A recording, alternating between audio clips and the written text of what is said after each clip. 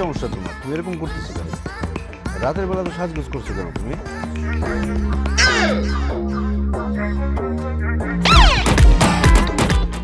কেন তো সাজগোজ করছে তুমি বুঝো না? মা কি বলছে? মা বলছে সে দাদিদের শুনতেছে আজকে আমি মার ইচ্ছা পূরণ করতে আসি। তুমি তো খুব স্বার্থপর, ধান্দাবাজ। তার মানে তুমি বাচ্চার উদ্দেশ্যে আমার সাথে ভালোবাসার অভিনয় করতেছো। আমাকে সত্যি সত্যি ভালোবাসো না? আলিম কি বলতেছে এগুলো তুমি? তোমার মাথা ঠিক আছে? স্বামী স্ত্রী দুজন দুজনকে ভালোবাসবে, ভালোবাসার প্রতীক হিসেবে সুন্দর ফুটফুটে বাচ্চা পৃথিবীতে আসবে, এটাই তো নিয়ম। এখানে ধান্দাবাজির কি আছে? আছে। কবি কি বলছে? কবি বলেছেন ফল লাভের উদ্দেশ্যে যে কাজ করা হয় তার মধ্যে কোনো মহৎ উদ্দেশ্য থাকে না।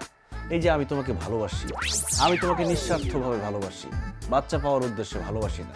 তার মানে আমার ভালোবাসা মহৎ, তোমার ভালোবাসা মহৎ না। কথা কি ক্লিয়ার নাকি ভেজাল আসছে? ভেজাল আছে। আজকে তোমার কোনো কথাই আমি শুনবো না। আজকে কোনো কথা আমি বলতেও দিব না। শোনো, যে আমাকে কাজ করতে হবে। আরে মোবাইলে একটা কাজ করতেছো তুমি, শোনো শোনো, আরে আরে মাকে রাখবো কিন্তু, মা।